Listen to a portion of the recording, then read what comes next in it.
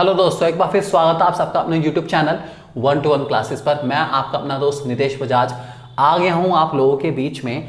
आज class 12th के लिए CBSE ने टर्म 2 के सैम्पल पेपर इशू कर दिए हैं। सैम्पल पेपर आते ही धक धक होनी शुरू हो गई कि पेपर तो आने वाले हैं भाई, बहुत जल्दी पेपर हो सकते हैं। एक्सपेक्टेड और टेंटेटिव डेट दोस्तों पेपर की होने वाली है मार्च एंडिंग या फिर अप्रैल स्टार्टिंग। और अगर हालात ठीक रहे, सब कुछ भगवान करे ठीक ही रहे, तो उम्मीद है कि मार्च एंडिंग में आपके पेपर होने के चांसेस पूरे हैं। तो अभी से थोड़ा सा तमीज़ से अब तैयारी करनी शुरू कर दीजिए। बहुत हो गया मजाक, अब थोड़ा सीरियस तो होना पड़ेगा, बिल्कुल होना पड़ेगा, क्योंकि हो सकता है मार्च एंडिंग या अप्रैल में आपके पेपर हों। और उस हिसाब से फरवरी के मिड में आपके प्रैक्टिकल होने शुरू हो जाएंगे। प्रैक्टिकल में आपको क्या क्या चीज़ें तैयार करनी है वो सब कुछ मैं आपको बताऊंगा बहुत अच्छे से। बस जल्दी से हमारे चैनल को सब्सक्राइब करिए, आपका अपना यूट्यूब चैनल 1-to-1 क्लासेस। चलिए दोस्तों शुरू करें। बिजनेस के पेपर के एनालिसिस की बात करते हैं कि पेपर कैसा है कैसा नहीं है। एक एक करके आपके सामने यहाँ पे पेपर के जितने भी क्वेश्चंस हैं वो आएंगे और मैं आपको बताऊंगा कि पेपर का लेवल क्या है जो CBSE देने वाला है एक्सपेक्टेड। आप उसको एनालाइज करिए मेरे साथ। चलो दोस्तों, पहले ही मैं आपको बता दूं कि पेपर में कितने कितने टाइप के क्वेश्चन आने वाले हैं।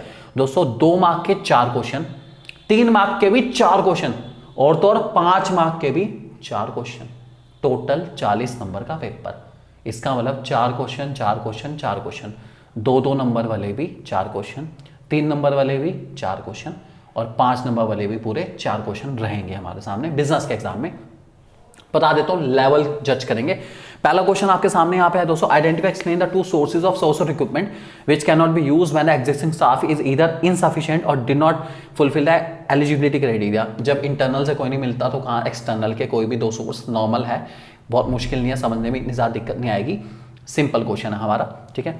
दूसरे वाले क्वेश्चन में दोस्तों आपसे पूछा गया है explain the method recommended by mister Kapoor. Case study है, केस स्टडी है कि मिस्टर कपूर ने कौन सा मेथड करा है। तो केस स्टडी बेस्ड रहेंगे क्वेश्चन, डेफिनेटली रहेंगे दोस्तों, लेकिन इतने टिपिकल केस स्टडी वाले क्वेश्चन नहीं है कि आप पहचान ही ना पाए। इसका आंसर बहुत ही सिंपल सा है, ऑब्वियस ही बात है।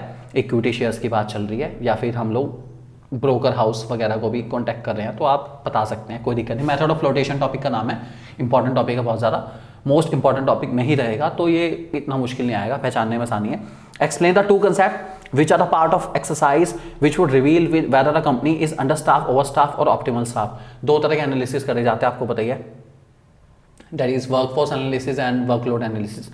उससे रिलेटेड क्वेश्चन है, तो ये थोड़ा सा टफ हो सकता है, बच्चों को आइडेंटिफाई करने में दिक्कत आ सकती है, कोई दिक्कत नहीं, फिर भी स्टाफिंग से रिलेटेड है, ज़्यादा मुश्किल नहीं है। थोड़ा सा एवरेज वाले टॉपिक में रखेंगे, इजी नहीं एवरेज में रखेंगे इसको, एवरेज टॉपिक है, ठीक है। अगला, measurement of a company progress में involve calculation of certain ratios like GP ratio, NP ratio, return on investment at periodic interval after the function of management involve in the above context. Also briefly explain the step in the process of identify function discuss. Okay, ऐसा कौन सा function जिसमें सब कुछ निकाला जाएगा और उसके बाद कौन सा स्टेप। ये दोस्तों हमारा क्वेश्चन जो है कंट्रोलिंग से रिलेटेड, कंट्रोलिंग में हमारे जो टारगेट होते हैं उसको हम लोग कंपेयर करते हैं। ये थोड़ा सा टफ क्वेश्चन में मानूंगा, ये थोड़ा सा टफ डिफिकल्ट क्वेश्चन है, बच्चों को पहचानने में काफ़ी दिक्कत आ सकती है, डिफिकल्ट में मानूंगा, ये क्वेश्चन टफ है, डिफिकल्ट है, बिल्कुल डिफिकल्ट। उसके बाद आता हूँ क्वेश्चन नंबर 5 में, मिस्टर पवन कुमार के बारे में है क्वेश्चन और इन्होंने पूछा है, ओके देखते हैं। While addressing the manager, he advised to study and focus on the psychological, social, and emotional factor in order to motivate employee. Explain any 2 such measures discussed by him when he suggested that the job should be made interesting so that the job itself become a source of motivation. Employee should be congratulated its incentives के ऊपर question है। Motivation topic है दोस्तों, आसान है, पहचानने में थोड़ी दिक्कत हो सकती है, इसको भी हम लोग थोड़ा सा एवरेज टॉपिक में रखेंगे, डिफिकल्ट नहीं है, एवरेज है। मोटिवेशन वैसे भी बहुत इंपॉर्टेंट टॉपिक है और मोटिवेशन में जो हमारे इंसेंटिव्स हैं वो मेन एलिमेंट्स हैं, तो इंपॉर्टेंट ही कहते हैं सब लोग उसको, तो ये उससे रिलेटेड है क्वेश्चन, आप पहचान सकते हैं, कोई दिक्कत नहीं आएगी। डायरेक्ट क्वेश्चन, लीडरशिप क्या होती है, ठीक है, और एलिमेंट्स डायरेक्टिंग के बारे में है, पूछा गया है, और लीडरशिप के 2 स्टाइल देने कोई से, कोई दिक्कत नहीं है। और इंपॉर्टेंस ऑफ डायरेक्टिंग की यार बहुत ही आसान टॉपिक है, कोई दिक्कत नहीं है, डायरेक्ट क्वेश्चन है। List any 3 factors affecting the working capital requirement of the company, obvious ही बात है, direct question, working capital requirement और फिक्स कैपिटल रिक्वायरमेंट को अफेक्ट करने वाले फैक्टर, मोस्ट इंपॉर्टेंट टॉपिक पहले से ही है भाई, टेंशन मत लेना। और लीडरशिप के स्टाइल हर साल केस स्टडी के रूप में या डायरेक्ट क्वेश्चन में तो पहली बार आया, लेकिन केस स्टडी में आते ही रहते हैं, तो मोस्ट इंपॉर्टेंट टॉपिक में से ही है, टेंशन नहीं लेनी बिल्कुल। ये रखेंगे हम लोग ईजी वाली कैटेगरी में क्योंकि ये मोस्ट इंपॉर्टेंट टॉपिक में से ही है।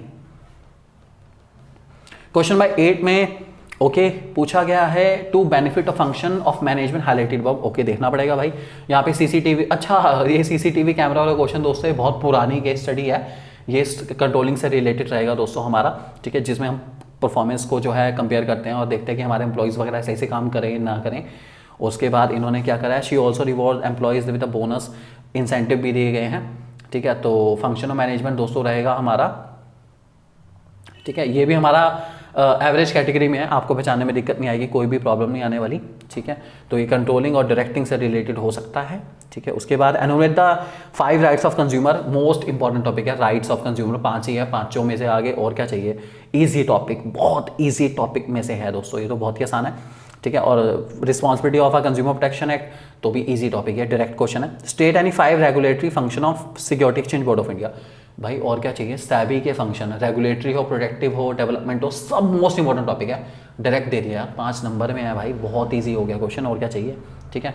उसके बाद चलते हैं सेकंड लास्ट क्वेश्चन की ओर। सेकंड लास्ट क्वेश्चन में आपसे पूछा गया है name the process and steps in the process identifying choosing the best out of staffing का क्वेश्चन, ऑब्वियस ही बात है, और 3 स्टेप्स जो है मेंशन करे गए हैं स्टाफिंग से रिलेटेड है, पहचान सकते हैं, कोई दिक्कत वाली बात नहीं है, शॉर्ट एप्लीकेशन प्रोसेस चल रही है सारी की सारी, तो इतनी मुश्किल नहीं है, ठीक है। तो आसानी है, इसको आसानी मानेंगे, स्टाफिंग से related question number 11, average category में रखेंगे इसको। और लास्ट वाले क्वेश्चन को देखते हैं, लास्ट वाला क्वेश्चन, ओके लास्ट वाला क्वेश्चन दोस्तों थोड़ा सा टफ हो सकता है, टॉपिक का नाम है ट्रेडिंग ऑन इक्विटी। अगर आपको ट्रेडिंग ऑन इक्विटी के बारे में कुछ नहीं पता तो इसकी वीडियो आप लोग सर्च कर सकते हैं हमारे बिजनेस की प्लेलिस्ट के अंदर, क्लास 12 की प्लेलिस्ट के अंदर, बहुत बढ़िया तरीके से समझाया गया उसके बारे में। और इसी के साथ एक और क्वेश्चन है जिसमें आपको पूछा गया है कि डिविडेंड डिसीजन के बारे में है, तो डिविडेंड डिसीजन वैसे भी factor affecting dividend decision topic अच्छा है। ट्रेडिंग ऑन इक्विटी वाला जो क्वेश्चन रहेगा दोस्तों वो थोड़ा सा डिफिकल्ट में रहेगा, क्योंकि बच्चों को उसको करने में थोड़ा सा सॉल्व करने में प्रॉब्लम आती है, तो वो डिफिकल्ट टॉपिक में रहेगा। लेकिन हाँ, बोर्ड उसको बार बार रिपीट कर रहा है, पिछले कुछ सालों से वो टॉपिक बार बार रिपीट हुआ है, तो मुझे लगता है कि ऐसा नहीं कि बच्चों को नहीं आता होगा, हर टीचर ने बहुत अच्छे से इस टॉपिक को समझाया, तो डेफिनेटली बच्चे से अच्छे से करके आएंगे, और मैक्सिमम बच्चे ट्रेडिंग ऑन इक्विटी वाला ही क्वेश्चन अटैम्प्ट करेंगे अगर आता है बोर्ड में तो इससे रिलेटेड टॉपिक आने के चांसेस पूरे हैं बोर्ड में। ट्रेडिंग ऑन इक्विटी वाला टॉपिक आ सकता है, या फिर कोई भी एक डिसीजन, चाहे इन्वेस्टमेंट, फाइनेंसिंग, डिविडेंड, कोई भी एक डिसीजन से रिलेटेड क्वेश्चन डेफिनेटली आएगा बोर्ड में।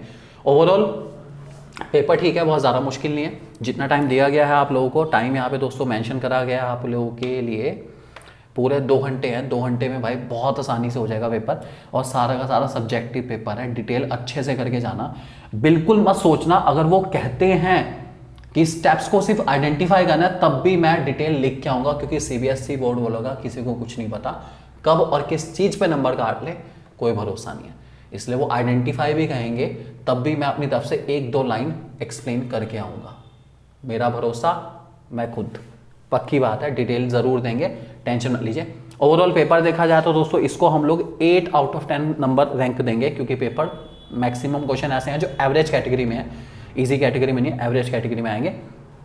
तो इसमें अगर देखा जाए तो दोस्तों हमारा 40 to 50% के आसपास इजी है, 30 to 35% के आसपास मैं कहूँगा एवरेज है, और 15% के आसपास दोस्तों इसमें डिफिकल्ट रहेगा पेपर। और मुझे उम्मीद है कि आप बहुत आसानी से, क्योंकि बहुत सारे क्वेश्चन डायरेक्ट है दोस्तों, आराम से कम 15 से 20 नंबर का पेपर तो डायरेक्ट आएगा कि ये लिख दो, वो लिख दो, वो लिख दो, केस स्टडी है ही नहीं बिल्कुल भी, इसलिए ईजी 50% है।